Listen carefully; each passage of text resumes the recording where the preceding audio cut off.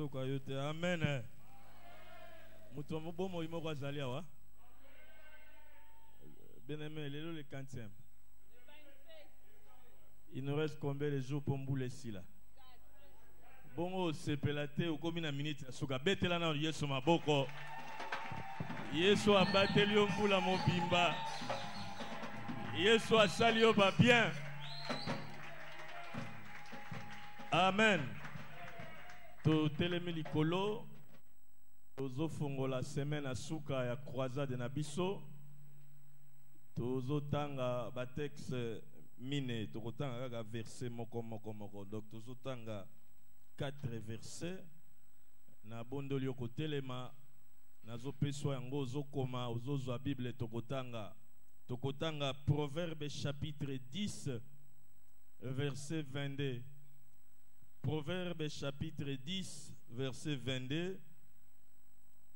Tokotanga 1 Samuel chapitre 2 verset 7. Voilà texte ya mibale. 1 Samuel chapitre 2 verset 7. Texte ya misato 2 Corinthiens chapitre 8 verset 9. 2 Corinthiens chapitre 8 verset 9. Ainsi texte ya Souka Ecclésiaste chapitre 9 verset 16. Nazo rappelé pour na bande ko ba komina noté Proverbe 10 verset 22. 1 Samuel chapitre 2 verset 7. 2 Corinthiens chapitre 8 verset 9. Ecclésiaste chapitre 9 verset 16. Totangi pona lokumo na yao. C'est la bénédiction de l'Éternel qui enrichit et il ne la fait suivre d'aucun chagrin. Tozu texte yami balé 1 Samuel chapitre 2 verset 7. Totangi pona lokumo na Yahweh. Bible lobi, l'Éternel appauvrit et il enrichit. Il abaisse et il lève. Tokotanga texte ya misatu 2 Corinthiens chapitre 8 verset 9. Totangi. Car vous connaissez la grâce de notre Seigneur Jésus-Christ, qui pour vous s'est fait pauvre, des riches qu'il était, afin que par sa pauvreté vous fissiez enrichis. Amen. Texte Yasuka Ecclésiaste chapitre 10. Tokotang Ecclésiaste 9 verset 16. Ecclésiaste chapitre 9 verset 16. Nous lisons pour la gloire du Seigneur. Bible lobby. Et je dis, la sagesse vaut mieux que la force. Cependant, la sagesse du pauvre est méprisée et ses paroles ne sont pas écoutées. Yahweh totiki tango tolingi toyoka yo yo lobaka malamu koleka batu nyonso. Bible lobi mutu moko te aloba lokola yo. Yango tolingi olobela biso pe olobela mitema na biso. Pesa biso molimo na yo makasi ya koyoka pe ya kotia na misala. Tika malobe kobima na pokwa na lelo emema mbongwana na bomoi na biso ba Kristo en tant que ba citoyen ya lola yaka lobela biso na nguya molimo mo santo. Amen. Betela maloba na Nzambe maboko pe fande sike zwami yo. Oyo ezali semaine ya suka tozo silisa losambo na biso ya 40 jours. Bongo semaine oyo teme tokolobela ezali boye. Citoyen du ciel face à la prospérité matérielle et financière. Citoyen du ciel face à la prospérité matérielle et financière. Mutuna lola to citoyen ya lola liboso na bomengo ya biloko pe misolo. Nous voulons parler de la prospérité matérielle ainsi que financière. Ba texte nyonso touti kotanga epesi biso ba information ebele Mais les 3 premiers textes totangaki bango nyonso bazopesa biso information moko sur l'enrichissement toko komisa batu bozui. Na Salomo alobi na biso na Proverbe 10 verset 22 alobeli makambo mibale enrichissement ainsi que chagrin. Alobi Nzambende atombolaka l'Éternel, alobi c'est la bénédiction de l'Éternel qui enrichit. Tango azolo balikamuna enrichit, c'est-à-dire Nzambe apesaka biso plus de bien nécessaire. Nzambe azana makoki akopesa yo biloko oye sengeli bozui oye sengeli pe alobi soki bozui wana. Cette richesse vient de Dieu. Ça ne sera jamais accompagné par une peine. Bozui to bomengo e wute pa na Nzambe elandisamaka na pasité. Kuna déjà comprendre que ça na ba bomengo mususu, il y a d'autres bénédictions et s'accompagnaka na ba peine na ba chagrin. Mais o e wute pa na Nzambe e yaka na pasi moko te. On a kanisa oloba amen.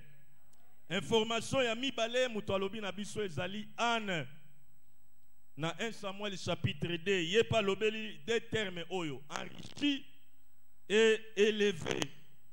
Anne alobi na biso notre Dieu peut faire de nous des hommes et des femmes riches. Amen angweza bien te. Alobi notre Dieu est capable ya konvoi misayo.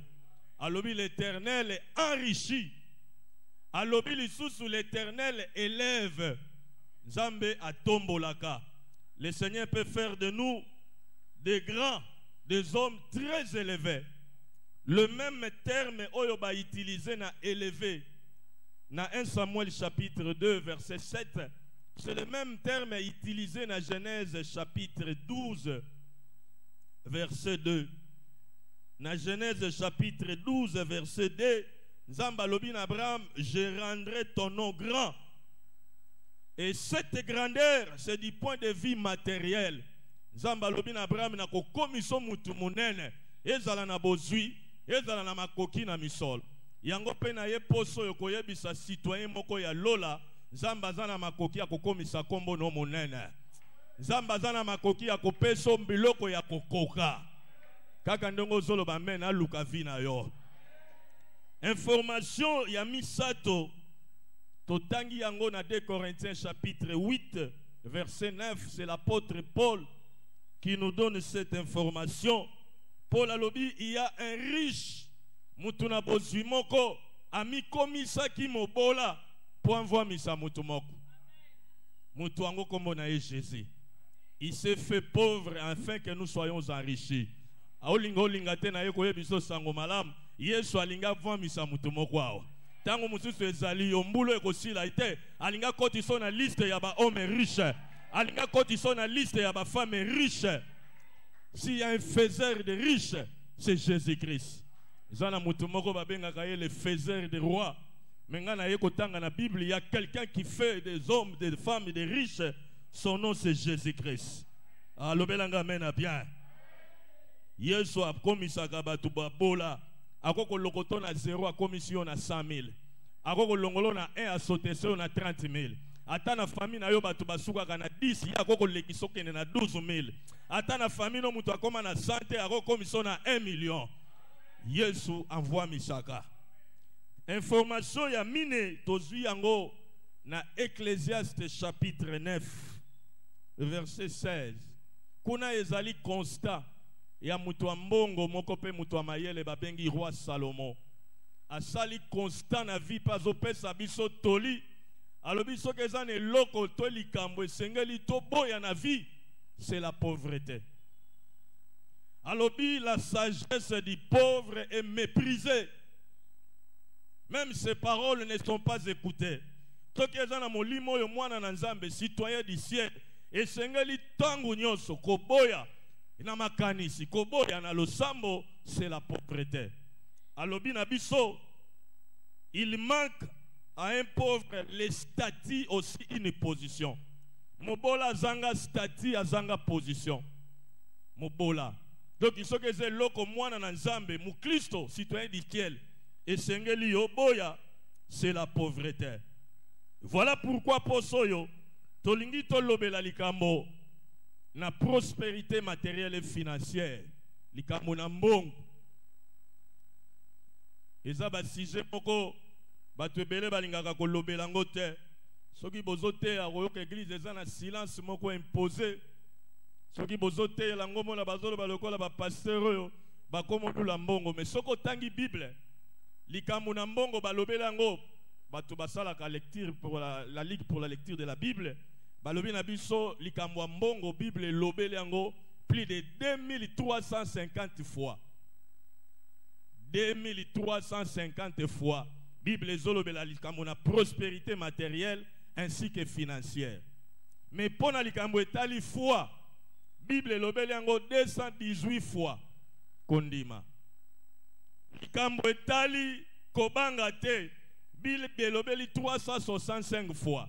Na biloko misatu nini balobeli mingi? Oh, ozo hésiter bo. Nini balobeli mingi? Mbongo.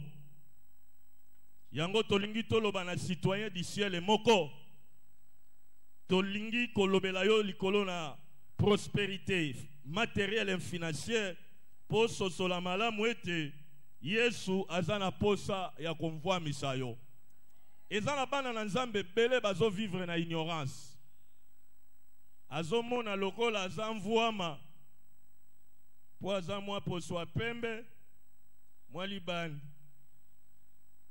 Bana ne baliaka bien, batangaka bien. Azana mwa voiture na ye ya occasion d'Europe. Amoni lokola azamvuama. Soki kuta koti na station somba ba carburant ya ba 5 litres ya koketa lela. Nenge ba Congo baloba, me ba misusu bayaka che station batiaka kakangi ba vitre bache azotala te. Tango ko silisa bimisi biye pesi bang. Balingi bazongisa monnaie le bibo bo garder monnaie. Ba Kristo ebele ba bongo. Ana moi de chambre na ye, azana moi TV à 60 pouces. Azomona lokola si a komi. Azomona lokola si a koki. Mais nzoka en réalité aza okokate. Tango mususu azotambula na moi mutuka. Mais soko landi na ndako komona foto adofo. Tokota na ndako moko tokenda ko bondela. Tango tokoti wana papa bandi ko yebisa biso papa en tout cas bolimbisa. Vraiment na lingina la kisabino eta nazo vivre. Tokoti na salon, kiti ya fauteuil me batiana kiti ya plastique na kati. Po soki batiete okodinda. Uvandi kaka ozobanga peka so pusani na katikati okwei. Mais soko tali ndenga lata kalibanda obengi envuama. Ba Kristo ebele bazomi mona bazaya kokoka. Basi babongi azana mwa chantier inachevé si la kate on dira que ça la construction à vie. Aza komimona azana pensée ya kokoma déjà asi amoni lokola komi. Même 10 na etango azopesa 10 moko ya pepele ya tiana na obaluba balobak. Mais c'est possible. Au changer façon à vivre. Alors pas mena bien. O nazo peso kanda. Nazo tukayo. Bongo zozo ngisamene mabe pona nini. Tolingi tolobela materia oyo poso oyo poto yebisa citoyen du ciel moko. C'est possible d'améliorer votre vie qui est humaine. C'est possible. Il y a possibilité de changer l'olenge noa kobika. C'est possible de changer votre situation de vie. C'est possible. Comme à peine à moi vie à kokoka. Il y a moyen de vivre autrement ta vie. C'est possible.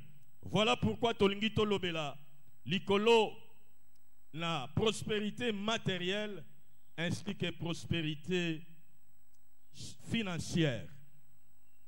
Toko kabula yango na bitene mibale. Toko pesa liboso définition.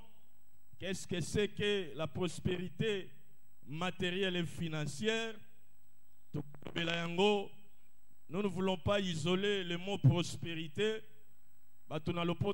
Prospérité a été toujours associé avec un mot.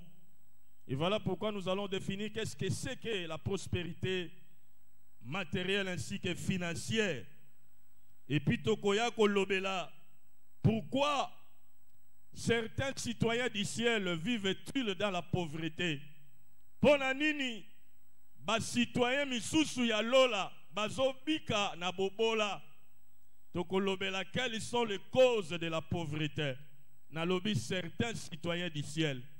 Parce que ba misusu ndenge nalobi wazane mobola qui s'ignore. Amona lokola koka menana kokite, amona lokola komi menana komite. Ba raison nini ezoko maintenir bato na ba situation wana. Tolobeli prospérité matérielle. La prospérité matérielle est définie comme ceci. C'est un état d'une situation favorable. La prospérité matérielle, c'est un état d'une situation favorable. Un état d'abondance. Kolobé la prospérité matérielle, c'est-à-dire état ya situation ya kokoka. Situation et abondance, comme qui dirait situation, un état de bien-être et de bonheur. C'est cela la prospérité matérielle. En un mot, c'est la qualité de ce qui est prospère. Lorsque nous parlons de la prospérité matérielle, en un mot, nous voulons dire c'est la qualité de ce qui est prospère. Ezali makambuto eloko yo zola kisake mutoyo azaya kokokana nyonso. Et vous verrez que la prospérité matérielle figure dans le projet de Dieu. Et ça vraiment na plan ensemble. Tangu Bible zolo banabiso na 3 Jean verset 2. Bible lobi, bien-aimé, je souhaite que tu prospères à tous égards. Sois en bonne santé comme prospère l'état de ton âme. Comme qui dirait, na plein ensemble, azan a besoin citoyen ya lola à vivre na la prospérité matérielle.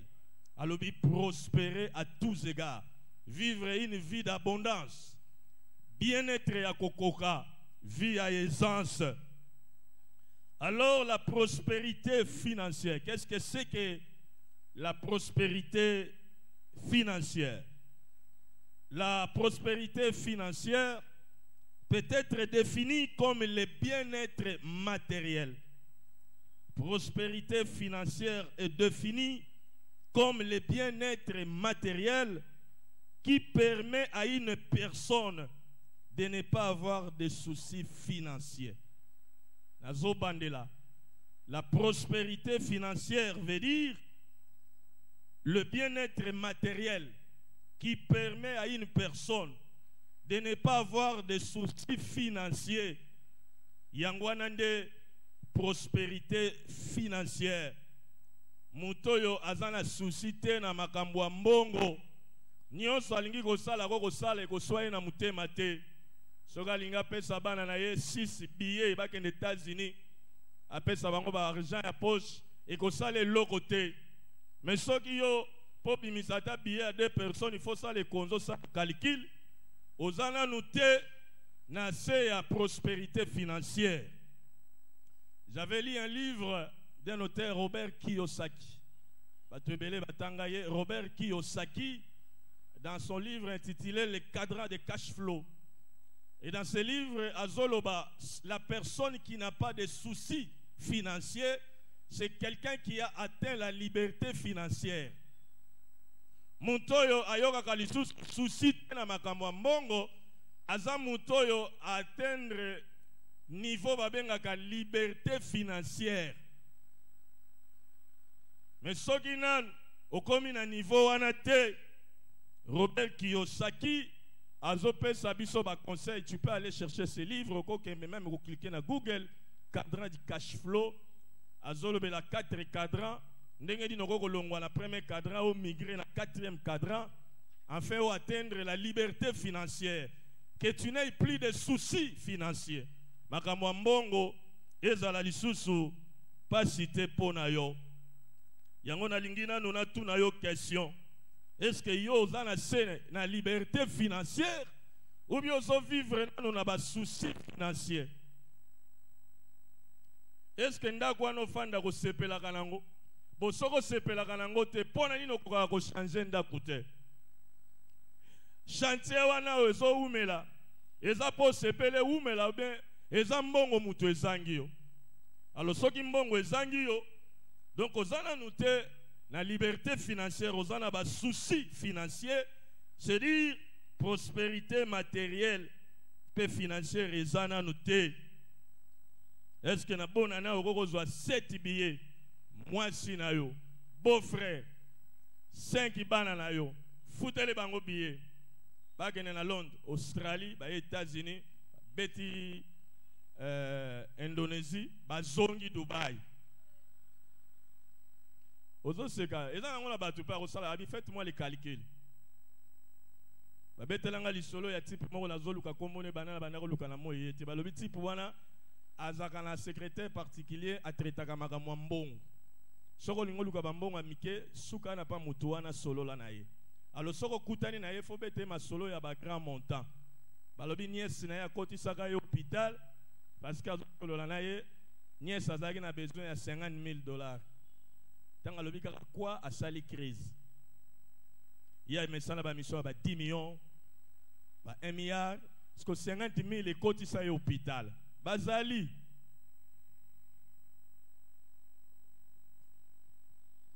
yango tolingi totu na question. Pourquoi certains citoyens du ciel vivent-ils dans les soucis financiers?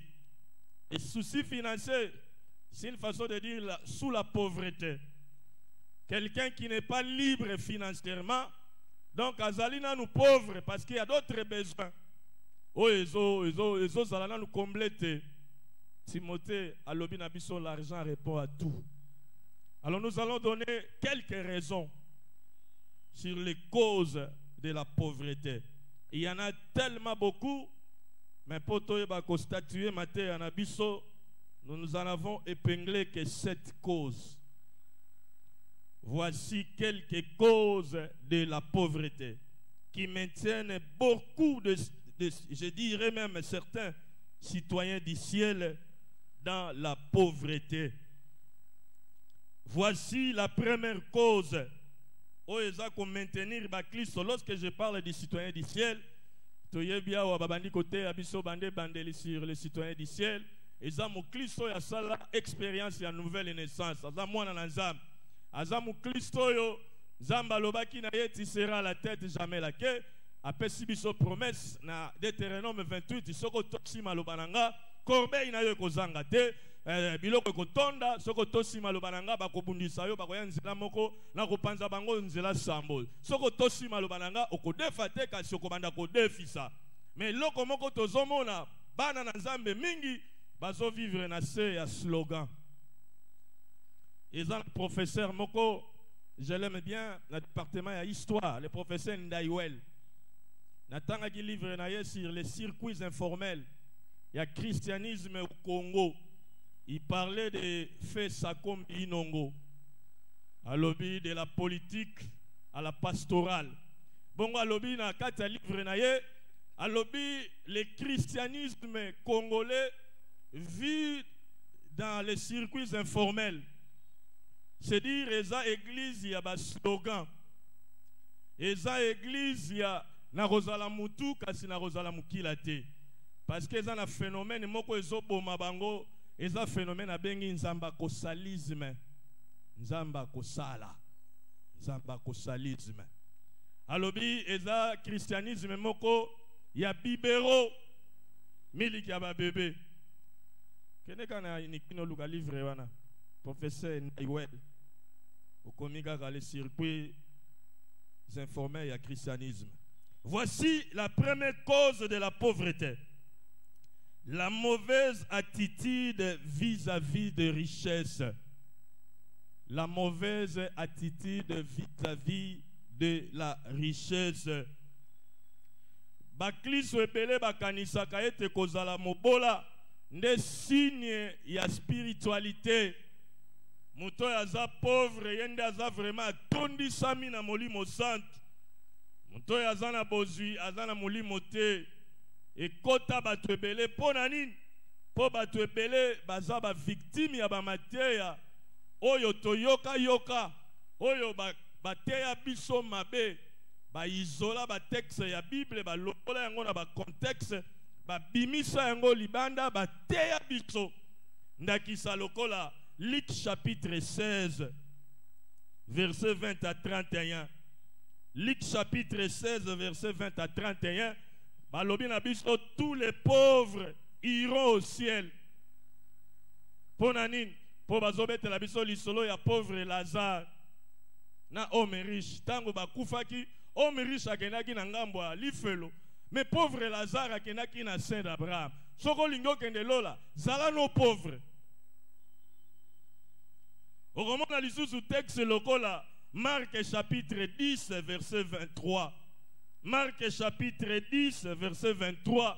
Bakoyebisa yo kuna Yesu alobe il est difficile aux hommes riches d'entrer dans ton royaume. Alors eza pasi bato ambongo bakota na bokonzi na likolo. Alors soko lingo kende na yo na lola kolula mbongo te. Zala no mobola. Wana eza ba texte soki déjà ba longoli texte na contexte nango na exégèse to benga komi prétexte. Eza lisusu eloko malamu te. Eza mateya lokuta. Mateya wana koti même na vie normale. Même na ba famille na biso soki ba moni mwa muto azana mwa moyen, ba komo benga na ba komo loba muto akoti loge. Muto tokeba na ye. Bazondi mateke nzamba tombola kapo ba mateya wana se koti ke fo batu bazala babola. Mona batu nyonso bakomi kobanga yo, ba komo loba ka ke feza la simbi. Ba moni mwa musai na nzambe moko alati veste lokola ba papa CPA. Ba lobitala papa pasteur azana nguya. Olati pantalon taille ozanga nguya. Biso zana tanga pantalon taille. Neti ngako tu sokola ndiwa na rolala ka ba taille.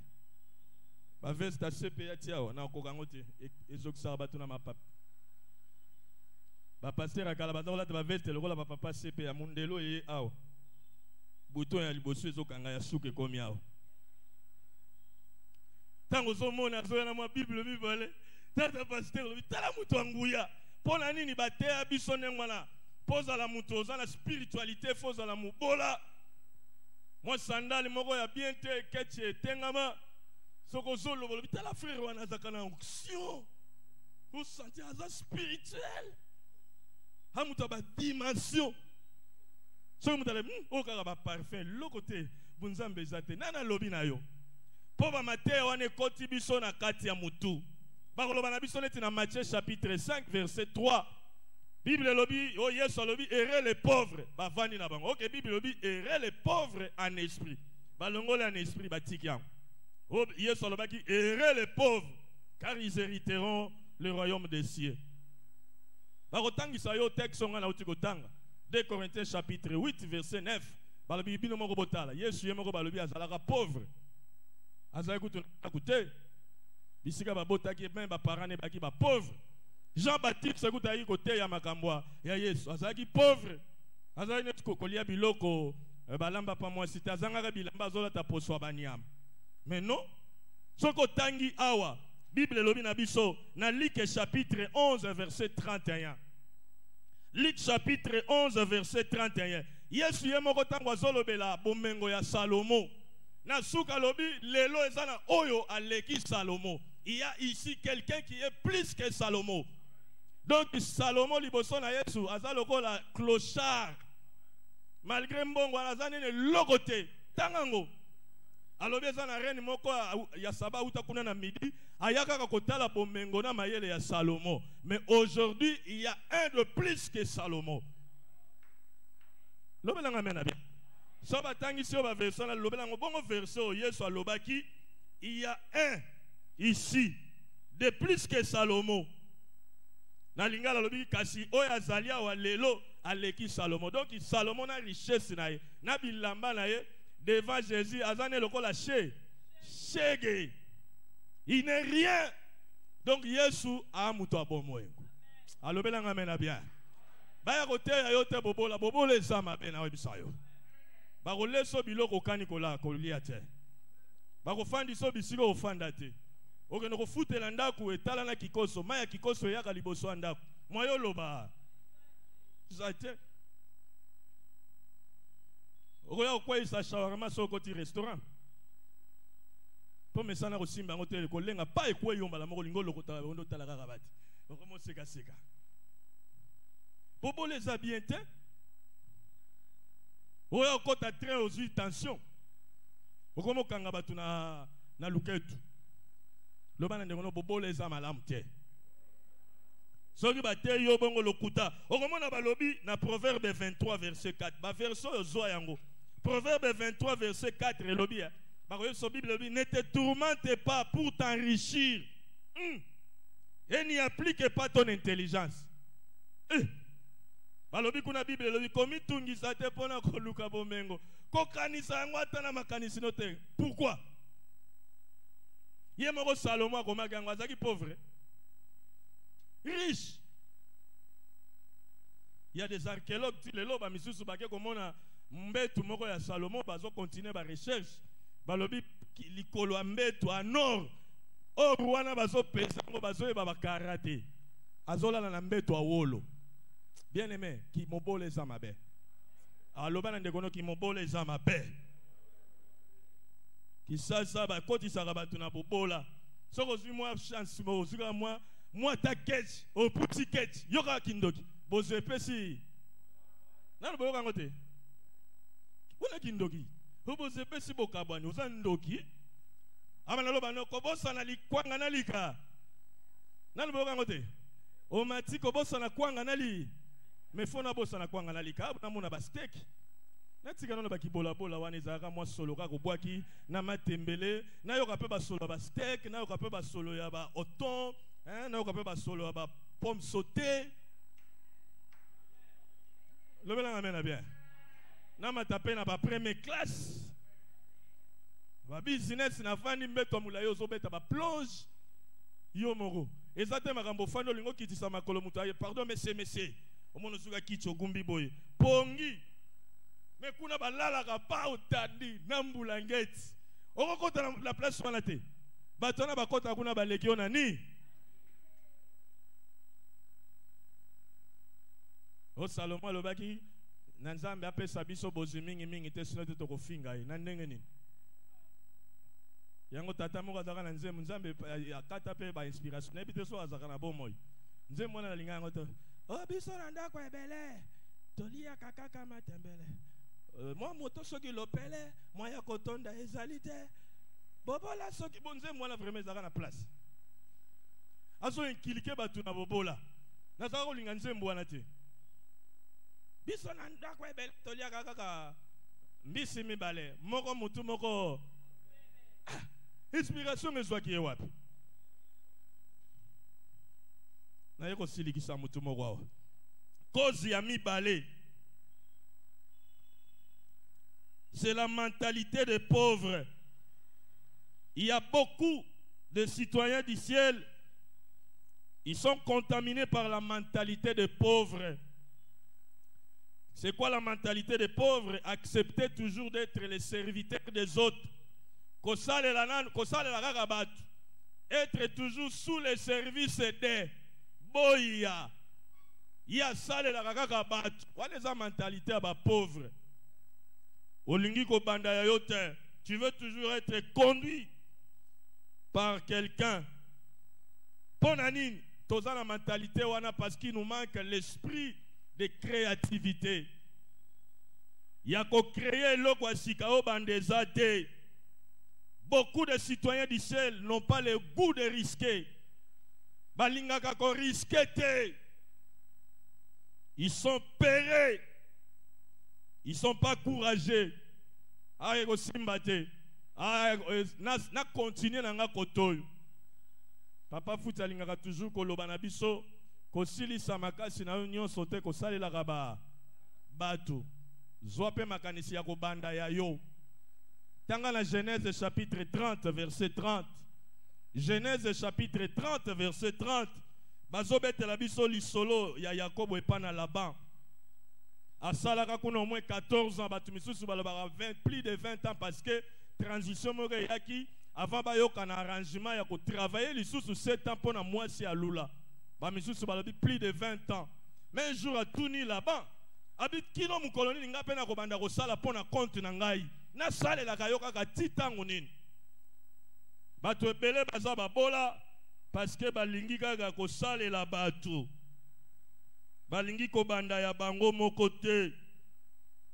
Patron ya malamu koleka yo azali te. Mentalité wana efo esila toko kosangana ta ba Kristo mibale misato to bandi mo activité na biso. To bandi mo activité na biso to mona ka ba indien ba libanais ba tunyoso wana. Mibale ba ye moko aye ba déficit biloko ba louer magasin. Papa bandi pe ya mina ye. Bazaka ka bongo. Nazana ba mina nga ba malien ba liaka lokola likelemba. Chaque semaine baliaka lelo pa chiko lobe pa Mathieu lobe pa ya jidi. Batambula ka bongo. Tango bazolia bazo raisonner to benga pe André côté wana osala loko talunga malia ya et to lukela ye loko. Ils mangent ensemble bazo coopérer ba makasi. Même na kisaso. Soto ngito taka ba ksamine na ba chrétien eza ya kotanga ya maboko peut-être moko mibale baleki misatu te.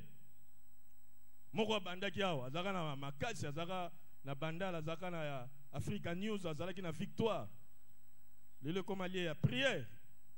Mais bango ba partout. Bazo fungola ba supermarché tina maluku. Tina passe à côté Angela Chile Gelou. Bazanango. Mais ba Christo tozaka na mentalité ya ba pauvre. Troisième cause de la pauvreté, c'est le même paresseuse. Maboko ya goy goy. Maboko elingi nango koningana te ko sale loko. Bible lobi na 1 Thessaloniciens chapitre 3 verset 10. Oya lingine ko sala taliate. Oro soko zoliate donc kufa. Il y a beaucoup de citoyens de ya lola bandimi na bango ko kufa. Ils sont contaminés par cette maladie. Ils ne font rien. Ils ne fournissent aucun effort pour changer leur situation. Ils ont tout laissé entre les mains de Dieu. Dengue papa ndayouela lobi, bazana c'est un phénomène yanzamba kosalisme. Ils sont forts dans les prières. Azo bonde la nzamba kosalakak, zamba kosalakak, zamba kosalakak. Mbula pezo leka osutuko komi na luketu. Luketu. Ba mizuzi kutu ba koma dena ba quiz. Zamba kosala. Aza dispensé na oyaya ingo sala. Babosani ke na Deutéronome 14 verset 29. Deutéronome 14 verset 29. Yemoko nzamba lobi, je bénirai tous les travaux que vous allez entreprendre avec vos mains. Comme qui dirait, ceux qui maboko noeza goy goy, li pamboli na nga pe kangami. Mais bandaka ke loko na maboko, nga na ko pambula yango. Deutéronome 14. Na lobi nini? 14, 29. 14, 29. Il a dit, il bénira tous les travaux de toutes nos entreprises que nous allons entreprendre avec nos mains.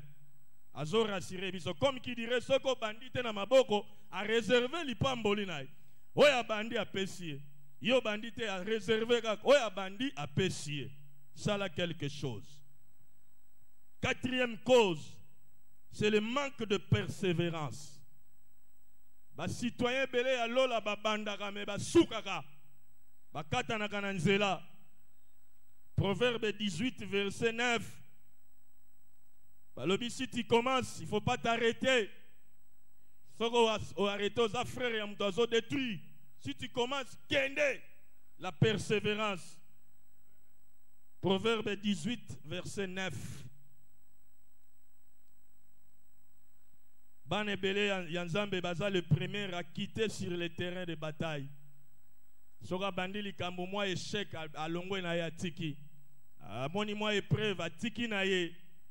Or en réalité, dans Job chapitre 22 verset 28, Job chapitre 22 verset 28, Balobi Nabiso, lorsque nous avons commencé quelque chose, nous devons être courageux pour affronter les épreuves et maintenir notre motivation. C'est-à-dire, quels que soient les échecs, il faut tenir,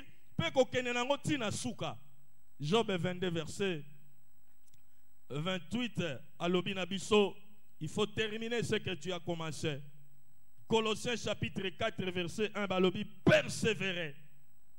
Tant que la persévérance, c'est-à-dire il faudrait que nous soyons les derniers à sortir sur le terrain.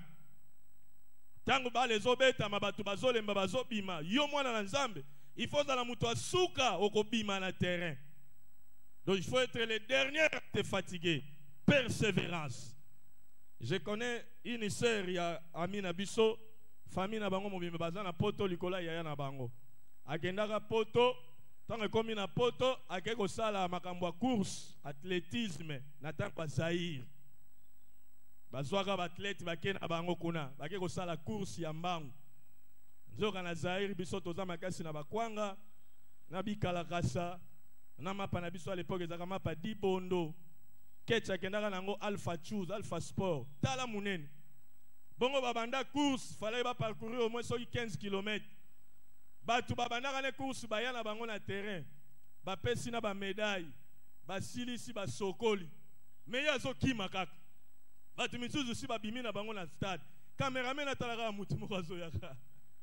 Na ba ketchi na l'échec malobi na otika te. Ba journaliste ne so ba comme gang. Quelle persévérance. Aya penza kaka l'échec. Aya na retard. Obitango komi. Oya tagi la première, a eu médaille d'or à Pessier.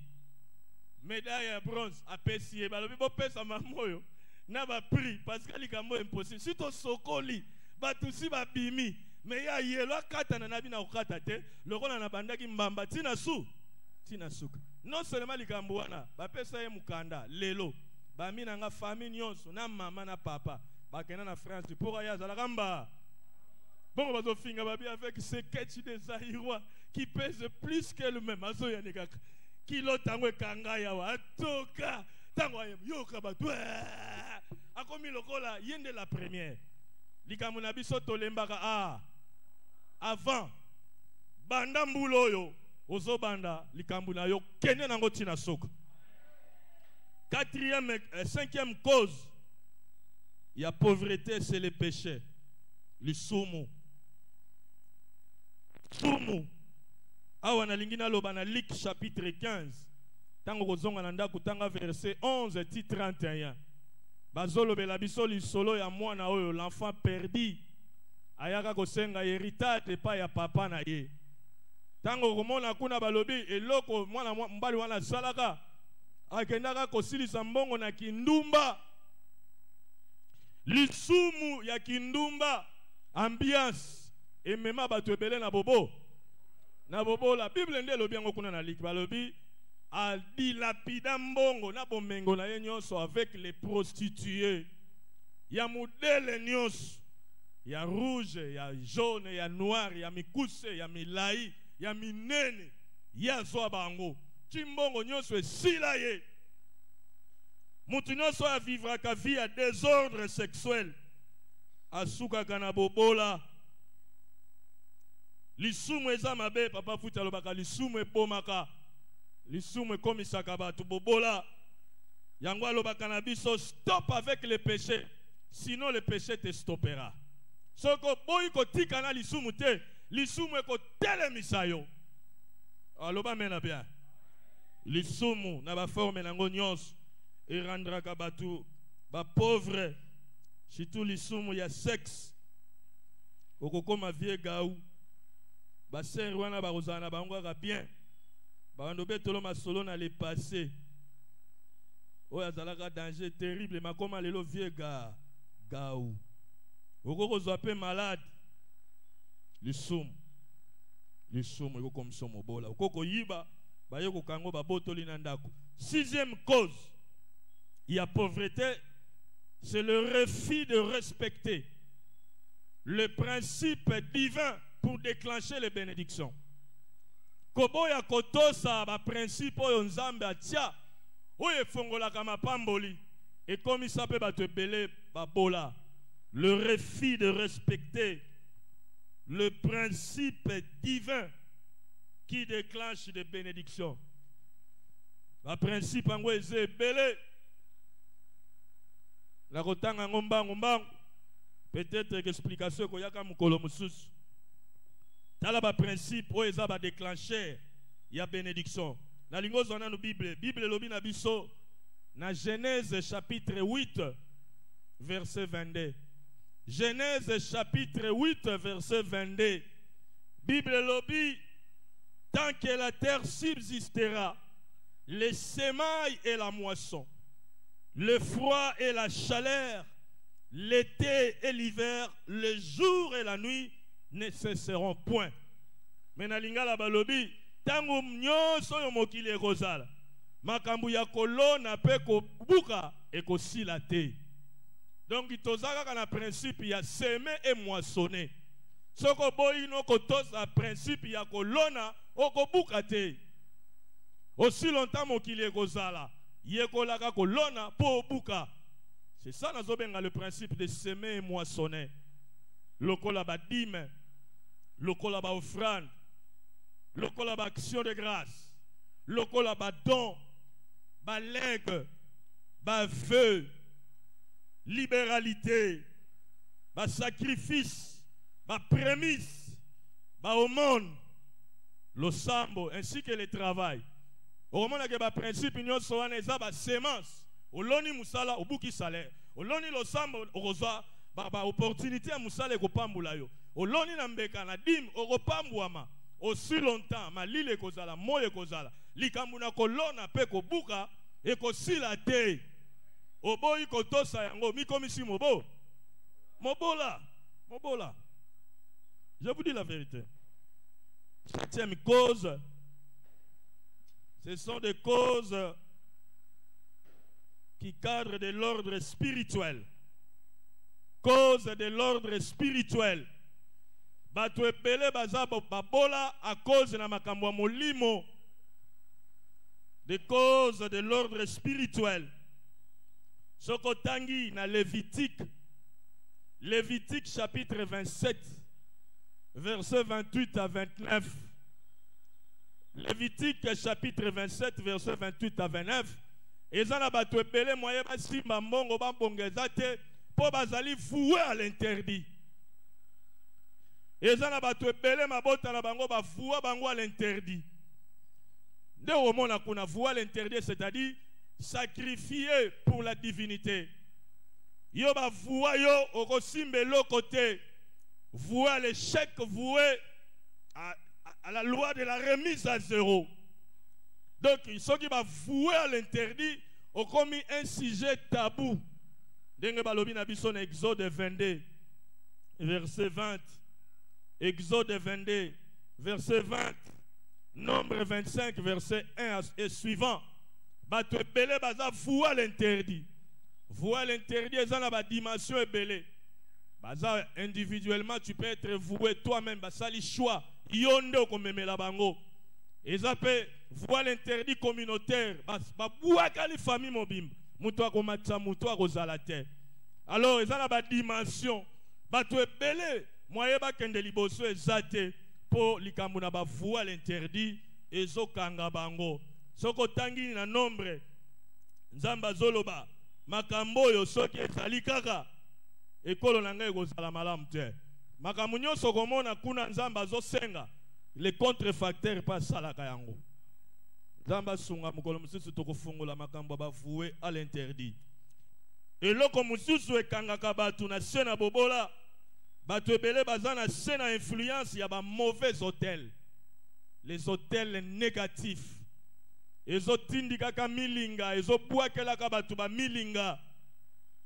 Daniel chapitre 3 verset 1. Okomona kuna 1 et suivant. Ezakane keko moko batelemisaki. Oyo batu nyonso sengelaki bafukamela. Batu ebele batelemisela bango bikeko. Oyo fukamisa makambo ya misala.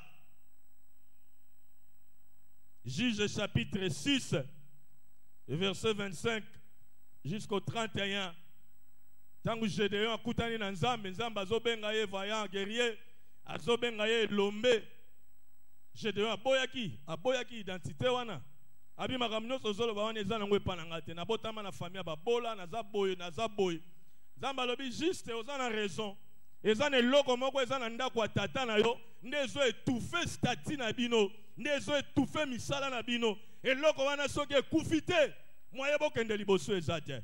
eza pe na bato ebele baza na ba hotel bana bikeko moko efanda ndeko mosusu ayebisaki biso noko na bango autaki na mboka ayaki na ekeko ayebisi bango moni ekeko tongo nyonso etangaka bakombo na bino nyonso tongo nyonso mais loko moko na remarke bozopesa susu biloko te nasali 2 mois nazosenga bino bondima te yaya na banga mobali atiaki tembe alobi na ndimi te ondimi te abi na kolala na tongo na kolakisa yo pa na 4 heures alamusa yaya na ye ayebisi ezwa eloko bozwa eloko biloko akolia ya solo bakenda na nsima ndako atia ekeko wana matisa sali biloko atie biloko ekeko wana bandi ntimba Marguerite mi José mamicho akima akoti na shamba bafina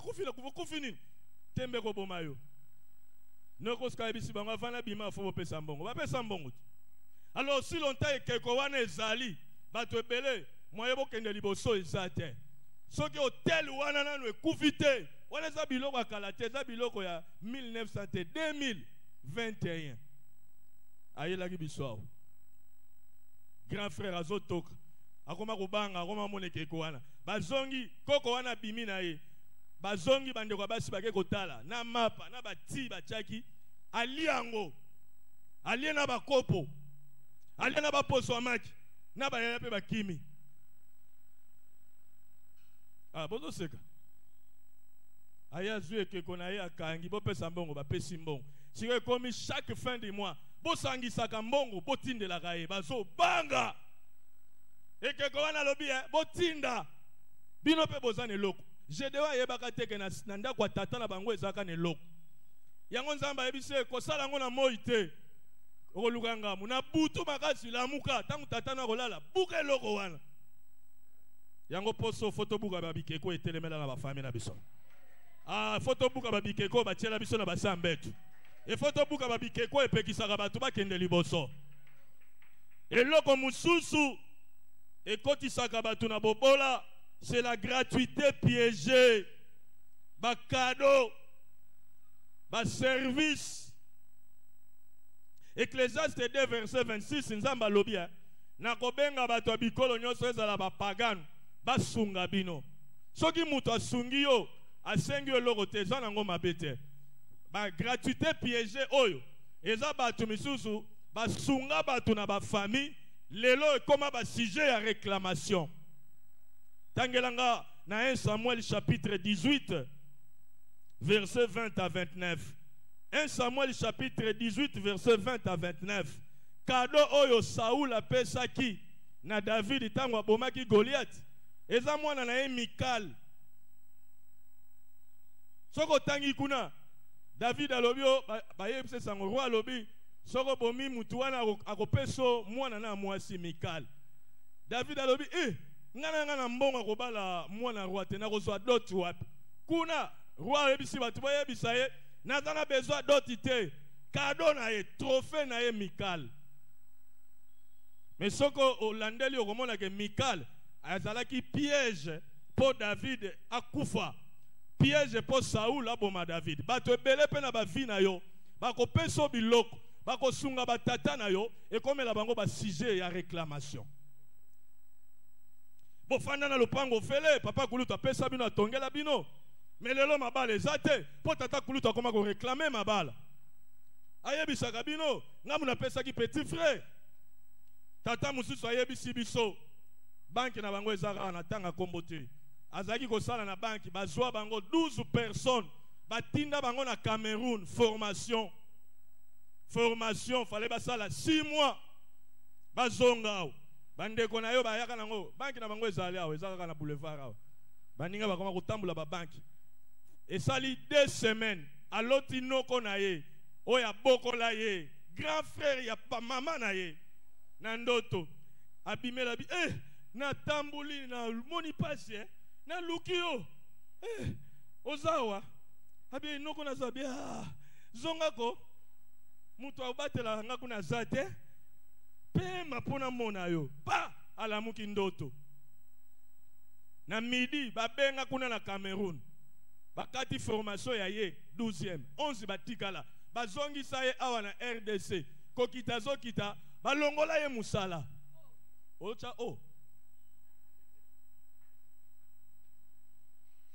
noko a réclamé mbongo na ye banda balongola ye alobi ezaka 2007 na yebi banque wana bato bele tina baba yebi na tanga komona ngote ti lelo combien d'années 14 ans attaque une école baboya kaya tangisa azwaka musala te ki journalier azwaka te noko yaka kozwa ya sali la kabane ba devoir. Votre cousin il est c'est un mathématicien, c'est un Pythagore.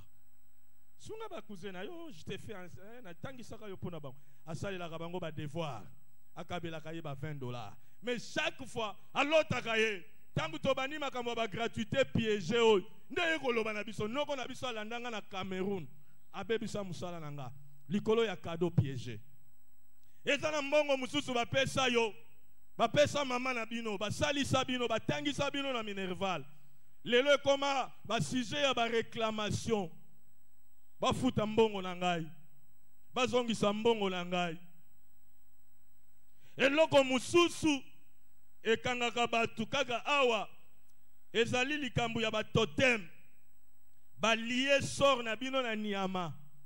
Totem c'est-à-dire on peut lier votre sort à un animal. Biloko wane bandaka ko salama na Israël. Okotanga na Lévitique chapitre 16. Lévitique chapitre 16 verset 1 kino verset 10.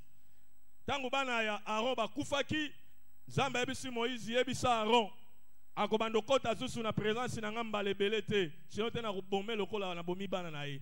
Il faut kota kambala moko mais soka lingi kokota ayaka na bantaba mibale. Tanga koyana bantaba mibale akochango liboso nanga. Soka chango liboso nanga bokobeta zeke. Oye kokweya wana ekozala yanga. Ntaba ekotikala bopesa Azazel. Azazel c'est un démon hébraïque. Bakozwaye bakangiye babandi koloba basor ya ba famille ba bototo bazwe eza lokola bouc émissaire babouaki na désert. Et cette histoire moi j'ai vécu ça quand j'étais parti en Inde. Tant on a komaki na Inde impression liboso bambua tala bambua na Inde. Menga be bato baliaka misunité bela bambua oyo tina na bangoni mbua bambua minene misusu partout. Alors tobandi ko beta ba masolo na zo déranger batu mutu moko grande sœur na biso grande sœur ya ba papa Dan azalaki na bana misala ya ba indienne mobali ya mwana moko musala alambela kaye nde azo expliquer biso lobi papa pasteur bambua wana bazali ba porte malheur ya ba sor ya batu yango biso mbua za lokola Nzambe bana malili na hiver so na hiver fona somba ba polo so na moni mbwa na latisi na panzi na makolo na munoko po ayoka malili tingabi c'est-à-dire abezana batu ebele baluka ba maître bazuli suma moko ya famille na bango bachango likolo ya mbwa mukolo mbwa wana kokufa famille eza délivré condition mbwa wana kufa na maladie te batuta yete akufa normal boza libéré ndene komona makambo do bambwana baza ba Azazel mususu alobi na biso koko na bango abeta lisolo ke bino makambo mbongo botika parce que bozina bino ekenda na ndeke koko c'est-à-dire abi bazwa ndeke papa Patrick akoyeba kombo na luki kombo yete bazwa mbongo moko ya likasa bakanga na luketu ya mbwa ya ndeke bamema ye na zamba pa batika ye akenda na bozi bato ebele pe na famille tozali awo Azazel la famille na bino asi amema bozwi na bino akenda nango na ebite ndeke nini nango apumbwaka na bozwi na bino bamisusu balie sor na bango na ba hippopotame bamisusu batu baliango bangando balie sor a famille na mbembe bazwi famille balie sor na bino na mbembe mbembe aza vi ya kokangama ti moye bomona clair na bozwi eza te eloko nini na malonga soki likambo ezio bimiso tek à part TV kene nango pe na ba mama kowete koyoka ndenge bakobetso libaku po monta bakobanda nango kobanda kolela yo moko ko expliquer bango nazo luka ta $80 po mama oyo c'est $80 oyo ça biloka ba $15 somba super lelo kata kene nango na Koweït bako somba ngo na $20 bako lelisa yo lisere ezomona na bien te po ani bakangi yango boye. Alors balia sort na bino na nini ozo bunda nozo sala nyoso likelemba ozo sala musala ozo sala metango mususu likambo moko ezali balia sort na bino na Azazel yango poso oyo Azazel nyoso ya famille na biso ezala ya batata na biso ezala ya ba mama na biso bisika nyoso azali moto na yawe fo elanda ye fo etumba ye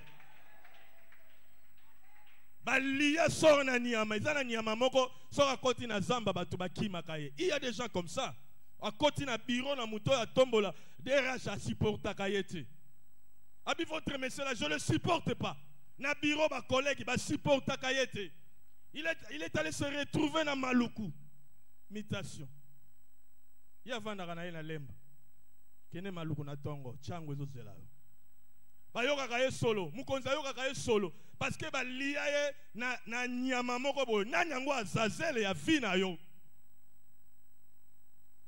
akanga bozwi na yo akanga biloko na yo bakoko liye kitoko bakoko liye mbongo bakoko liye musala bakoko liye nyoso ata ozali citoyen du ciel même en plein succès soko traité biloko te Azazel akoya kododa yo. Maman Olga ayebi papa Farela yembaka ayebi tata mususu aya na ndako azobeta machine tantan aigle à côté là na salon aigle lidusu wapi abeta ye lipapu pa bambana batigele temps la muka expliquer batabi aigle mo ka tobeta nga lipapu na kwei aigle wapi aigle ona moi muntu batalo pesa batu message muntu akosambela azate 3 jours juste aigle abimela ye akanga yu muntu wa pa aganga na chambre na kofia fala ki tato ya lelo ayego yemba te tango baya bakutaka muntu atelemaka bolokola kacher nini aokende bu ba mema na hôpital kasi boye na ebembeti nde bandu be ezeke esprit de mort Azazel loba nanga Azazel yango Azazel nini oyo bacha ya landa kabino alandela ka boswi na bino alandela ka makamu na bino soki nanu bo bebisi yete akolanda ka bino kaka eloko mususu fotokata ekangaka batu na bobola na mulimo se likambu ya bilamba les habits démoniaques bilamba na bondoki bilamba na satana ezana bato ebele balata bilamba ya mabe okotanga Zacharie chapitre 3 verset 1 à 4 bazobetela biso lisolo ya nganga nzambe sacrificateur balatisa ye bilamba me ye moko amonaka yango te bilamba wana moyo omona yango eza te kaka bandoki oyo balatiso bakomona yango na nzambe na likolo soko tangi kuna mutu alongolaka ye bilamba ye moko kaka nzambe babandi obetele kaka lisolo ayebisi banjelu bolongole bilamba wana bolatise mosusu ezolekelaka Josué bafamille misusu balatela bango bilamba bobola bokosala musala te bao nyonso bakozwa diplôme banda kaka na diplôme d'état gradué ti likolo musala eza te olingo osala kozwa diplôme te elamba mususu okokutana na misala ekokani na titre na yo te moyo kende liboso eza te bazobenga ngo bilamba ya son nzambe alobi balongolo elamba salite balatisa yo elamba ya fete alobelanga amen na bien na yebite famille na bino bolate elamba nini yango balatisela bino eloko mususu photocard kaka awa 40e na combien 11e 12e hein? Très bien 11e et 12e problème est voilà 12 11 c'est bon na CPL 11 plus 2 23 11 plus 12 23 na ndimi na 12 za kaye na yo 13 11 yo kaka eloko mususu bato bele bazana ba influence ya ba olie na ba sanctuaire Au lieu, il y a des personnes au lieu. Dans 2 Corinthiens 3, babengi bango ba hauteur. Ako zala mwana moko muke, mutu aterasaka famille mobimba. Ako zala pe koko moko mutu aterasaka. Ekoki pe kozala nzete, ekoki pe kozala ekeko. Okotanga na Nombre chapitre 33 verset 52. Nzamba lobi na bana na Israël tango bokokota na mboka na elaka. Eloko na lingi bo banda ko bebisa liboso ba olie nyonso bokokuta na mboka wana. Pona nini? Yango nde epoluaka mupepe ya molimo, mupepe zwaka mbongo. Yango nde tindaka ba esprit précurseur. O papa lobaka ba o ba bimaka fa biso to bima, ba o ba kotaka fa biso to kota, ba o ba fandaka fa biso to fandaka, ba utaka na milimpa pe na mupepe ya ba olie. Na ba olie nde banganga minzoto bazali, ba roi mage, ba fandaka wana, batangaka ba étoile batu. Ayebi ke mwana soki na tiki akobongisa mama na ye, na kobelise liboma. Na kobelise maladi ya lukika. Na kobelise loko moko libala ne ko simba te. Soke simbi mamu akobonga, soke simbi tato akobonga. Nzamba lobi nalingi koyoka ba olie ebeba. Ba yebisi biso. Moi ministère oyo koyoka ba twezali kam. Tata moko yebisi biso. Tata kulutu auti ko kufa. Tango bakundi bake kotala biloko na chambre, bakuti ka cercueil ya muke, cercueil. Lokola ya mwana inane na sambetu. Bongo ye mwa kulutu bana ko mona ngote. Na cercueil wana bakute papa kulutu. Ba photo ya batu nyos. Ba bik, ba mbom, ba sous-vêtements, ba chaussettes, bilamba ba bébé. Mikolo na famille ba oya poto ko benga. Jackie Naza te yo monani te. Apoto seka pwani. Na yo seksa bino. Bazolo bana biso awo. Abi biso ko biso kutu na famille na biso misatu bazali. Papa na bango photo abu mwana eza kuna. Batu ko benga na Angleterre. Marie Naza ozali. Na Adrien. Photo bokanga na Adrien. Mame. Okeka papa se bobo de la ngala ko kufa nzambe. Cercueil emeli ba. Ba biki na kati, ba mbongo na kati. Ba sous-vêtements na kati. Tata kulutu wana nzoka zalaka na mwa olie na ye. Akunda batu nyonso na kati. Ndenge bino botambulaka boy. Est-ce que bakunda yo be osana bomoi? Mbongo na yo ezali ou bien si bakunda yango? Oyo zo sepela nango wana ezala ngo mbongo te. Azo seka lobi ezala ngo mwa mikie. En réalité ya ebele na sina tia na ser. Yango poso yo. Ata ba bomba ngo na se ya mbetu. Ata ba telemisa ngo likola nzete. Ata ba kanga ngo na simandako. Ata ba kundela ngo wapi. Ekozwa moto onode. Na manzaka ya batu. Na basuki ya batu. Na cercueil. Baba ndo tuna mwasi na ye. Bongo keso. Ongala manda omona na ngai eloko te. Mwasi ya batu akoza na raison. Akoza na raison. Elisa zala komona ba soda me Gehazi zala komona bango te. Gehazi zobanga bitala ba soda bi ozomona te abina komona te. Mama batu akoza na raison. Akoza la poye pe photo na ye ezali. Ya ye ezali me bana ne bazate. Ako bondela ka bana ye liboso papa bondela mingi ponanga. Papa na bino ndoki mutema be. Photo nana ko simba photo. Babenga sango aboyi na ye.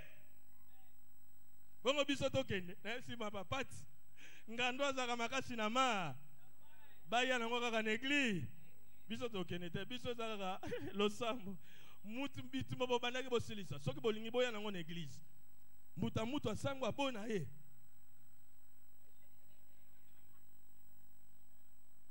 Nga mutu alakisanga musala lobi shiko ke bana banda kwa batu. Kokenda ka banda kwa batu te. Abandela ngo chaque fois. Do soki na ye pa na yo ozana ngolo. Na banga ka mafa pena ya na bondeli. Même yo pe alingo ke yatana ndako kwa camarade ndako bondelaka. Banda ko etonda biloko. Tozalaka na Brazzaville ndeko mususu azobetela biso lisolo na pasteur Feli. Famille moko tongena ko bondela papa futi atinda biso. Alobi basomba lupangu il y a de cela 12 ans. Mais bakamwe semaine passée bakolo babayeri ya kala baye ko zongela eloko na bango. Ciao yo zu boutique ko tia likolo eloko ba yo papa tozana eloko moko tokozwa eloko nini papa ndo tala tala ezaka na dal moko awa place wana dal moko ya ebenda ka bloko eutaka tanto sokola basani yango d'accord boko tombola basali logette pusani boko tombola balobi tokobuka tokofuta babuka ndamba logette batimula bazwa mulangi lokola ya plastique ya pénicilline eloko toyaki koluka yango eloko asuka tozoloba le sol où tu marches le sol peut être maudit pour toi likambo mabele Genèse chapitre 4 tokosilisa wana bato ebele bazomona bolamu te parce que mabele baoniata ezana biloko ebomba yango Josué tango alingaki ko remplacer Moïse nzamba lobi na ye Josué ko kanisa te kana wana bino batu bobandi yango ezaki na batu bazali kofanda kuna ezana makambo basi basalaka avant bino mais nazo pambula yo nazoloba na yo bisika nyonso bokokoma kuna soki kaka makolo na bino niati bokonze pesa meli bino ponzamba yobaki mabele oyo ezana makambo. Genèse chapitre 4 verset 4 qui nous dit balobaki na ndeko na Abel ndengo sopi makila na mabele oyo mabele tombokeli yo okolona okobuka te okosala nyonso ekosimba te et la terre obéit aussi à la prêtrise eza pena banganga nzambe banganga kisi pardon ya mabe bandoki ba chef coutumier balobelaka mabele bapesaka bambeka na mabele yango mwana na nzambe yekola makambo bambeka kosala liseki te bisika otie boutique wana kokanisa te yo muto bandaka yango oyebi te mabele ya boutique wana na se eloko nini ezali ndako wana osombi okanisa oza mukonzi nango na nzoto mais il y a un propriétaire soki nanu batraite mabele wana te ekoko compliqué vie na bino c'est pas encore trop tard okoko benga basali na nzambe baya koloba parce que la prêtrise même natiro etosaka yango sinon te nzambe akakoloba na bango te tout lié où foulera la plante de vos pieds je vous les donnerai en possession. Mbeka nini basi bapesa na mabele baloba na yo bisika nyonso koya kotia musala okokota kombo nango désert ata batu bakolona na pete yo kolona okobuka te yango poso il faut obondela osala pe mwa mbeka mabele lobelanga mena bien alobi na Isaïe chapitre 1 verset 19 soki tokozala bato si tokolia le meilleure production ya mabele Jean besoin insister le meilleure production du pays donc mabele oyo po sala muto asala kabiso na mabele eza na likam bongisa mabele abana no bisika bazali bongisa mabele bakoko no bisika bakoleka bongisa même betel ozolo ba betel wana avant Yakobo aleka Abraham alekaka wana asalaka likambo asalaka mbeka atikaka libanga mukolo mukususu kala koko na ye kolala ayebi te ke batike loko atie mutu kaka likolo libanga amona banjelu bazokita poko kona ye moko apresedaka wana abongisaka mabele yango poso oyo pe yo sala nyonso obongisa mabele ya vi na yo obongisa mabele bakoko na yo obongisa mabele musala na yo po nyonso ebonga po na yo ba raison d'ordre spirituel eza tellement ebele tokata wana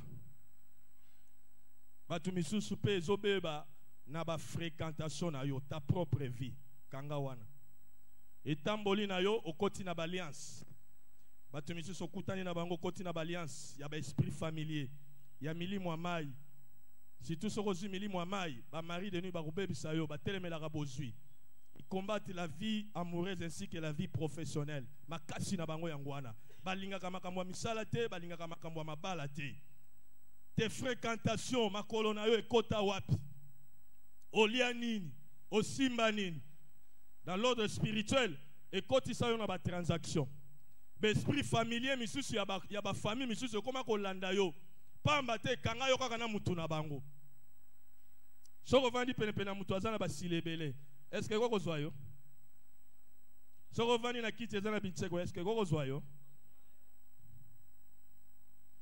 alala na ndaku na tongo alamuka porte-monnaie na ye anga zwa mbongo apesa bana bakende basala babezo afungola botala bani ya mpuku porte-monnaie ya plat na poche mpuku auta wapi abando pupula botala bani ya mpuku akende kaka boye babengana ye na musala sango mokonzi aloba ko aza na matoyi ya koyoka lobi nzambe asunga biso toyekola ndenge nini toko kobima na se na biloko oyo lobi donc borate songolo eza na ya mercredi na ya mercredi so bapesi biso ngolo toyekola koma toko kobima na biloko oyo lolenge nini toko kobongisa biloko oyo lobi tokokende na baseleli tika nzambe apambola maloba na ye